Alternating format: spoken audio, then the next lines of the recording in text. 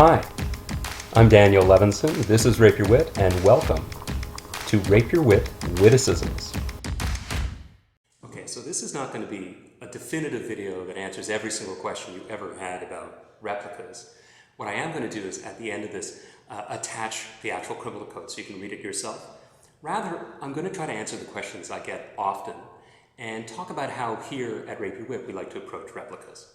So to start off really simply, what is a replica? A replica firearm is a firearm that replicates or looks like a real firearm. So it doesn't matter what it's made out of. It doesn't matter if it can function, meaning can it fire blanks or can it move at all. It's really a question, does it look like a real firearm? Okay, so let's start with these four in front of me right here. So these are all supposed to be Berettas. Now, some of them are more realistic looking than others. This is a martial arts training device. When people want to use something that doesn't do a darn thing and you can drop, this is the one I like to use. A solid rubber, non-firing gun-shaped thing. But these other ones, I think, far more replicate a firearm. Let's take this one away for a second and show you these three. All three of these are made out of metal. So already they probably have a quality, a weight, and a look that has a sense of realism that perhaps would convince many more people if they're real or not. They move. They can do a lot of different things that would give the actability of a firearm for the actor. This particular one fires blanks, and if you can see, there's a little tiny port here. So nothing will come out the barrel when this blank gun is fired. It simply projects 90 degrees right through the top of the barrel. So until you fire this, there's no reason to think that it isn't a real firearm.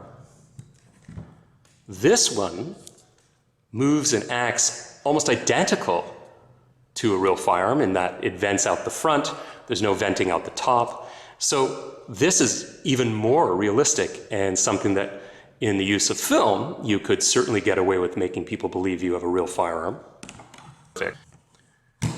This one doesn't fire at all. So if you needed one to just sort of wave around, to be able to create the illusion of placing it against someone, there's no way for this to fire. There's no way to load this with any blanks. And yet, it can do a number of actions. So perhaps because of how it looks and the choices it gives the actor, it might be superior to this one. So here's some revolvers. You probably can tell just by looking that this one is likely rubber. It has a color that is, and it doesn't have a reflective quality, so chances are this is less believable, and you can see that it's all of a piece. Again, I think it's wonderful for stage if you want to use something that would convince the audience that you have an object that is dangerous to a character, threatening to a character, but can't function in a way that would harm an actor. This is also a solid rubber replica, but it's made out of other materials, and you can see that there's some reflection. Perhaps this is a better choice to create that illusion. The danger of this one is that it's more fragile than that one, and it's been dropped, and the hammer was originally broken off, and a replacement hammer has been put on this one. It's still pretty good for stage, but probably not going to fit the bill for film, as that wouldn't. And this is another blank firing replica that has a number of actions that allow an actor to perform different things, of course, including firing a blank. So the question comes back to, what do you need your prop to do, and how much into the direction of realism are you interested in moving when doing a live performance? So these come in long guns too, and these are both sold as training devices for martial arts. You can see that the one in front that's supposed to be an AK is quite smooth. The idea being that it doesn't give you a lot of places to snag your hand on. And the one in the back is to be an M4, an AR-style rifle.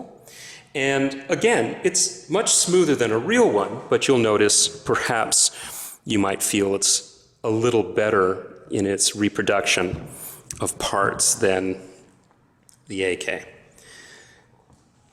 Okay, so what's the takeaway?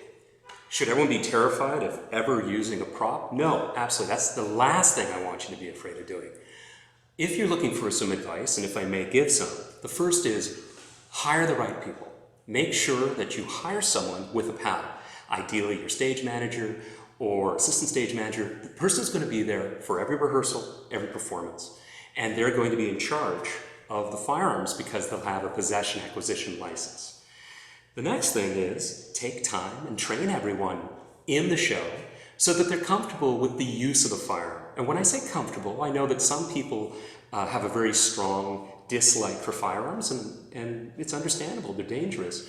But at least we can put them into a place where they understand acceptable risk and understand that we can use these in a way that we can keep the audience, actors, and crew as safe as possible.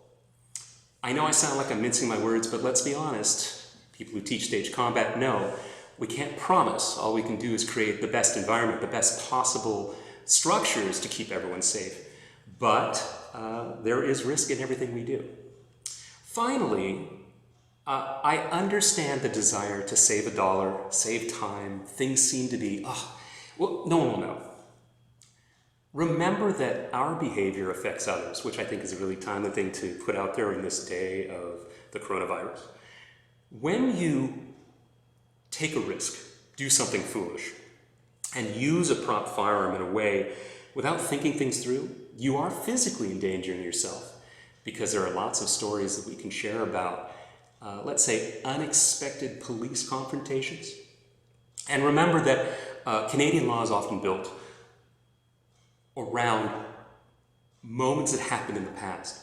So, if someone does something really foolish, it can affect all other artists and their use of these props. Now, I don't want to come across as someone who's gun mad or obsessed about firearms, but I do want to be able to use all the tools I can to tell our story, to connect with our audience. And some things have to be negative. Some things have to be frightening and powerful. So, I hope you found this useful. And remember, there's lots of other places to find information. And I wish you well. Let me know what you think of this little video.